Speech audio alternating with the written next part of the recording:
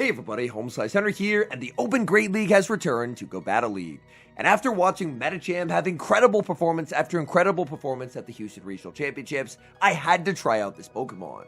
Medicham was not really on my radar. It's not a Pokemon that I tried out during week 1 of the season, but after trying it today, oh my goodness, Medicham felt like an absolute powerhouse. I went 11-2 with this team to break into the 2800s for the very first time this season. This team features Medicham as the lead, with Shadow Fortress and Licky to round out the squad. So without further ado, let's hop into the matches, and we pick up an amazing lead in game number 1, Medicham into Guzzlord. My opponent safe switches into Togekiss, but this is not a convincing answer to Medicham.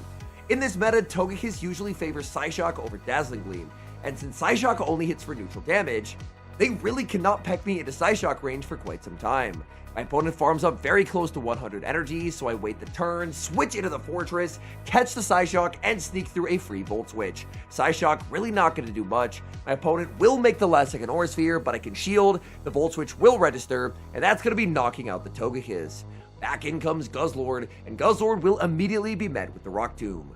Guzzlord is a very bad matchup for Fortress. However, if you're up a little bit of energy as the Shadow Fortress and you're able to Rock Tomb before they can get the Brutal Swing, then suddenly that matchup feels a lot better. After debuffing my opponent's attack, I decide to save the Fortress and send in Licky. My opponent's forced to pivot out because they don't want to throw debuffed energy, and now I have a huge energy head start as they reveal Volt Switch Shadow Fortress as their final Pokemon. My opponent has to shield this next charge attack. Shadow Ball would basically knock them out, so it's an incredibly safe Body Slam bait for me. Now, I'm just too far ahead in this game. I can very comfortably survive the Rock Tomb, and I am rapidly approaching another Shadow Ball. Only one more rollout, the Shadow Ball is reached, and this is just game over. There's no way out. Shadow Ball lands, taking the knockout, back in comes the Guzzlord. Guzzlord will be able to secure the knockout onto Licky, but I have energy loaded on the Fortress, and I still have energy on the Medicham. So now, I can send to the Fortress, put up the shield as they fire off the Brutal Swing, and then just click Rock Tomb.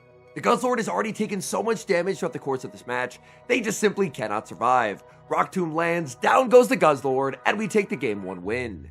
Hopping into game number 2, picking up a pretty awkward lead, Medicham into Shadow Talonflame.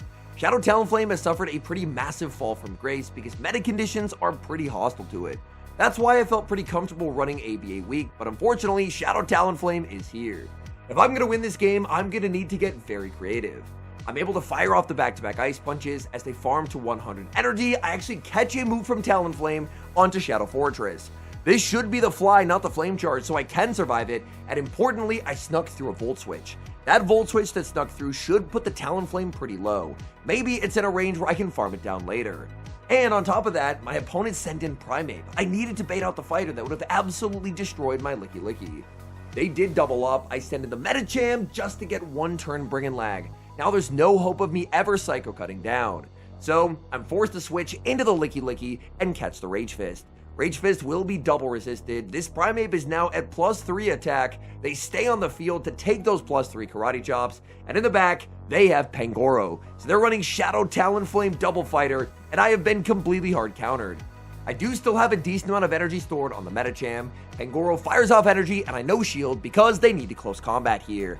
And when they don't, I survive on 1 HP, and I will make the Body Slam. My opponent can never afford to shield here, because they know I have energy on the Medi. In comes Medi, firing off the Ice Punch at Pangoro. Pangoro is gonna no shield. They're trusting in Shadow Talonflame. In comes Talonflame, firing off the fly. They're now 1 Incinerate away from the game-winning move. Can Medi get the Psycho Cut down? Yes, we can. Hard Counter City defeated, and we take the game 2 win. We've actually got a Medi mirror in game number 3, Medicham into Medicham. Now, in this mirror, I believe the correct play pattern is to go for double Dynamic Punch into an Ice Punch, and that should be enough to secure the knockout.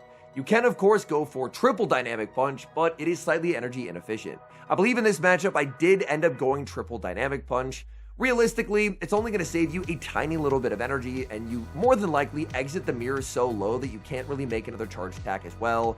But I figured it's worth mentioning that double Dynamic Punch into Ice Punch, I believe, is the correct way. Here, I overfarm, my opponent will fire off the Ice Punch. Ice Punch not going to secure the knockout because they never threw Dynamic Punches. Now, I actually do go for the right play, go double Dynamic into Ice Punch, and I'm able to win the lead. My opponent now sends out a Raikou. What is this doing here? This is very, very bad for me.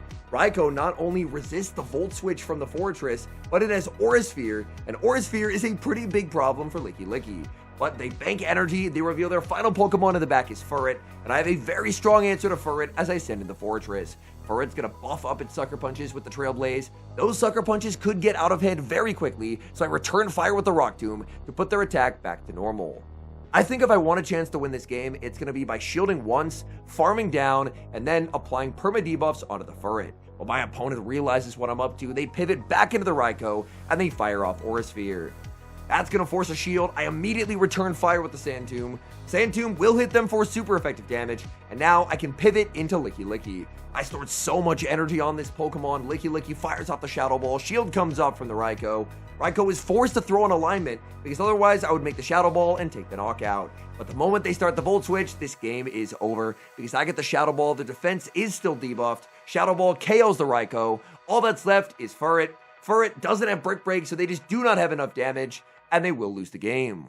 We get a great lead, but a tough opponent in the next match as I queue into 2024 Pokemon Go World Champion Yakai. He save switches into Grumpig, and honestly, I got a little bit stun locked here. I did not have a plan for what to do against Grumpig. I end up sending him the Shadow Fortress after banking a ton of energy on the Medicham, but a Grumpig up energy is just absolutely terrifying. He's able to make double Dynamic Punch before I can make the Rock Tomb, and now I'm in grave danger of being fully swept by this Grumpig. I fire off the Rock Tomb, he's going to be matching shields. He's never going to let me reach the Rock Tomb number 2, so I just settle for the Sand Tomb. I want whatever damage that I can get onto this Grumpig. Grumpig does end up no shielding. Grumpig actually banks the energy, in comes the Guzzlord, and I get to respond with the Medicham. Medicham will be losing charge attack priority to the Guzzlord. Guzzlord now up to 5 Dragon Tails of energy. He's able to land the Brutal Swing, but I have back-to-back Dynamic Punches loaded. If he ever lets one go, then I can just go for the Ice Punch. So Ice Punch will be able to secure the knockout. Is he really willing to protect the Guzzlord? He is. He puts up the shield. Medicham makes the Ice Punch, and this will secure the knockout. However, it appears that he was fine just letting that Guzzlord go, because now he's sending in Corviknight. I do not want the Corviknight to make a move, so I switch into the Fortress, and I'm able to make the last second Rock Tomb before I get Sand Attack down. That Rock Tomb does put him at -1 attack, which is very nice. But the unfortunate thing here is I've now switch locked myself, and that's a problem because in comes Grumpig, and Grumpig will be able to make back-to-back Dynamic Punches. I no shield the first, but maybe I should have just stayed in, tried for a move, and not made myself switch lock, because by switch locking myself now, unfortunately, he's able to land Dynamic Punch. This Grumpig is absolutely destroying me. I fire off the Shadow Ball. I'm going to have to try and come up with a win gone. In comes Medicham, trying for the Ice Punch, but he times the Air Cutter perfectly, taking the knockout, and I will lose that energy. Back in comes Licky Licky, and the game comes down to this. Does he have enough for the payback? No, but he has Iron Head on the Corviknight. The Iron Head tech takes the knockout. GG's to Yakai, very well played. We pick up a pretty solid lead in the next match. Medicham into Swampert. Togekiss save switch answered with a Shadow Fortress, but oh my goodness, that's not a Togekiss. I looked at the typing, I assumed it was a Togekiss. It's a Togetic, and Togetic does learn Heat Wave. Unfortunately, I could be in grave danger of losing switch advantage. However, thankfully, my opponent did not end up investing any resources into that Togetic. If I knew it was Togetic, I would have brought in the Licky Licky, but I was so used to seeing Togekiss all day that the moment I saw the typing, I thought, you know what? It has to be the Togekiss, so I'll just send in my hard answer. But it was a Togetic, and that was almost very bad. Normally, anytime you see a worse version of a Metamon, it's usually some kind of ABB team, so I'm assuming that it's going to be the Togekiss as the final Pokemon. Swampert did full send the Earthquake, but it was not enough. Licky Licky holds on, makes the Body Slam, and that's going to put the Swampert critically low. Now, I send in the Medicham, trying to tank damage, but they just send in Togekiss. I could consider just going for the Sand Tomb, but in the moment, I was thinking that if I go for the Rock Tomb, then I should be able to survive an Aura Sphere.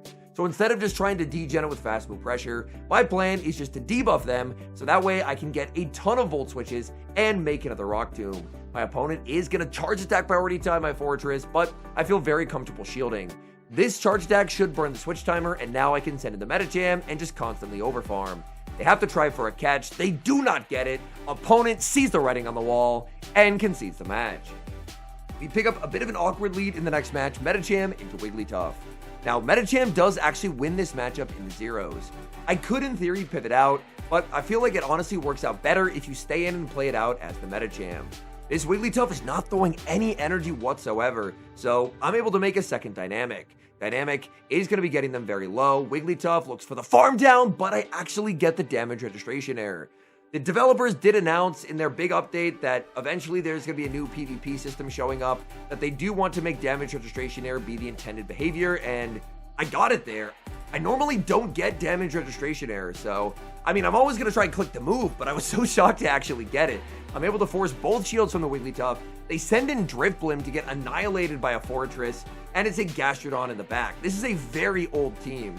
But unfortunately for the opponent, because of the Mud Slap nerf, this is now a pretty washed team as well. Because what is Gastrodon doing? Even if it's against Licky, which in theory should be a good matchup for it, I just don't think Gastrodon is doing much of anything. In comes Wigglytuff firing off the Swift. They're going to be able to make it to another Swift, but I can just shield, my timer will be up, and then I can just go for a nice Volt Switch down with the Shadow Fortress. This Wigglytuff, oh my goodness. Swift after Swift after Swift. They are making so many charge attacks, but luckily, it's just still not going to matter. Back in comes the Gastrodon. Opponent does throw on pretty poor charge attack timing, but I should be able to make the back-to-back Sand Tombs, and because it's a Shadow Sand Tomb, I will be able to take home the win. I believe I actually had the Rock Tomb here as well, and Rock Tomb would do incrementally more damage, but either charge attack will be able to secure the knockout once the defense is lowered. So we fire off the Sand Tomb, down goes Gastrodon. I really didn't want to lose to a post-Mud Slap nerf Gastrodon, so I'm very happy to take that win. We pick up a pretty nice lead in the next match, Medicham into the Togekiss. We've played against a lot of these Togekiss so far today, and the fact that they really can't do a lot of damage with Psyshock is a very big plus.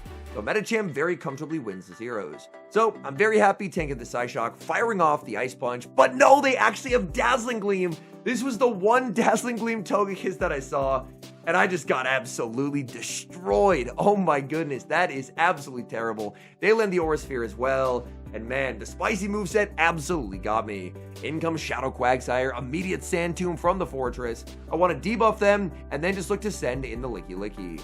A lot of Quagsires really like to fire off Stone Edge as their first charge attack into Licky, so I'm going to put up the shield. Unfortunately, I end up shielding an Aqua Tail bait. I'm going to look to overfarm. Now this surely is the Stone Edge. I'm double shielding Licky, and my opponent just baits me twice. They're just going straight Aqua Tail, and I am in absolute shambles. My opponent also cycle reset me. I'm forced to go over 100. They catch a Shadow Ball onto Corsola, maybe hoping to catch a Body Slam, but even with catching a Shadow Ball onto Corsola, they know that they have still won this game. There is just no path for me to ever beat the Quagsire. I'm going to CMP tie them here, Shadow Ball to the Power Gem, that will knock out the Corsola. I can pivot back into the Fortress, but unfortunately, there is just no way here. The Dazzling Gleam tech on the Togekiss paying dividends. My opponent actually ends up no-shielding the Sand Tomb as well, because what am I going to do? Roll out them down? I am never going to be able to roll out them down. So even with all the energy on the Licky, my opponent played this game very, very well, but I was just completely unprepared for the Dazzling Gleam. Dazzling Gleam, not a particularly common moveset on Togekiss, but it was an absolute key to victory for my opponent. Stone Edge takes the knockout, and we do drop that game. We move to the next match, Medicham into Clodsire. Now this matchup, I imagine, is actually a little bit awkward. My opponent, however, pivots out. They save switch into Shadow Sableye, and I do have a pretty convincing answer with the Licky. Even though Medicham is hitting Clodsire for super effective, Clodsire is well known for tanking multiple super effective charge attacks like it's nothing. That is the advantage of running something like Clodsire. You're so bulky that even if you get hit with multiple super effective charge attacks, it's just fine. Sableye can probably come close to taking a knockout here with the foul play, so I will put up the shield. Back in comes Clodsire. I get to bank so much energy on that Licky, and then bring back in the Medicham. Medicham is down a lot of energy to the Clodsire, but at the very least, I know I have super effective damage with Psycho Cut and Ice Punch. So at the very least, I will be able to get some pretty valuable chip damage onto Claude. Now, it's still a Clodsire. It's going to be able to absorb these Ice Punches pretty comfortably, but all damage is good damage, and the Clodsire being into the red is a very, very nice benefit for me. If I'm going to win this game, I need energy on the Fortress. However, I can't really use that energy to KO the Claude, so I throw 2 Volt Switches and then pivot back into the Licky. This way, I'm almost at a Sand Tomb, but I'm able to use some of my Licky energy. My opponent's going to reveal their final Pokemon is a Lapras, and this is very good news. My team is triple strong into the Lapras, so no matter where the Lapras was aligned, it was always going to have a negative matchup. I'm able to land the first Shadow Ball. Now I'm going for Shadow Ball number 2. This will get that Lapras pretty low. The threat of a Body Slam is going to force energy out of the Lapras, and they should now be in 1 Volt Switch range. And that is critical. I send in the Fortress, there's the Sableye, but I know that I'm at basically full HP here, so I can always survive the Foul Play. And now I just click Sand Tomb. The energy head start that I got earlier versus the Clodsire is going to win me this game, because I'm able to make double Sand Tomb before they're able to make a third Foul Play. They stored a lot of energy on that Sableye, but because I was able to get the energy on the Fortress, I'm the one who gets the outpace. I make the second Sand Tomb, that takes the knockout, back in comes the Lapras, Lapras falls to the Volt Switch, and that is a good game. All in all, I had fantastic results with this team. After trying out a team that was pretty similar but had Guzzlord in the back over Licky Licky, I ended up kind of having not the greatest results. I don't really know what possessed me to run a team ABA to Wigglytuff, but I did end up seeing a Wigglytuff or two, and I believe I also saw a Florges, which is really awkward. So after that, I realized, okay, I probably can't run Medicham with Guzzlord. I just really like Guzzlord, but it just wasn't the right fit for this team. So I ended up benching it and putting Licky Licky on the team, and that's when the 11-2 run happened. This run started after I had tanked from like 2760 to like 2700, and then I was able to climb 100 points to climb to 2812, where I am at the time of recording. Medicham feels like a very strong meta contender. I really wasn't expecting Medicham to feel as strong as it was, but the addition of Volt Switch Fortress has been a very big plus for Medicham. Not only does Medicham have a very dominant matchup against Volt Switch Fortress, but Volt Switch Fortress has made it a lot more difficult to run Pokemon like Jellicent, Pokemon that Medicham would get completely walled by. Add to that the fact that the dominant flyer has turned from Pokemon like Talonflame to Pokemon like Altaria, Corviknight, and Togekiss, all of which Medicham actually does very, very well into, and you end up in a meta environment where Medicham actually feels like somewhat of a neutral pick. The Open Great League meta, it definitely ebbs and flows. Certain Pokemon tend to rise and fall, but in this second week of Open Great League in this season, Medicham feels like a very strong pick. It's amazing at breaking those Altaria plus Empoleon cores. It's great into the Licky Lickies because Medicham can always survive a Shadow Ball. And in general, its bulk just kind of helps you outlast a lot of glassier Pokemon. So I'm a big fan of Medicham. That's really a sentence I never thought I'd say again after Medicham got nerfed, and I was pretty happy that it got nerfed a while back, but now it competes in a very different way. It's a more hyper offensive, spamming out charge attacks type of mon, and those are usually the mons that I prefer to run. Anyways, thank you guys so much for watching. If you enjoyed watching today's video, please do help support the channel by leaving a like on the video, drop a comment, and subscribe to the channel if you have not. And an extra special thank you as always to our channel members here on YouTube. The support you guys provide to the channel is so appreciated, so thank you guys oh so very much. And until next time, I've been HomeSliceHenry.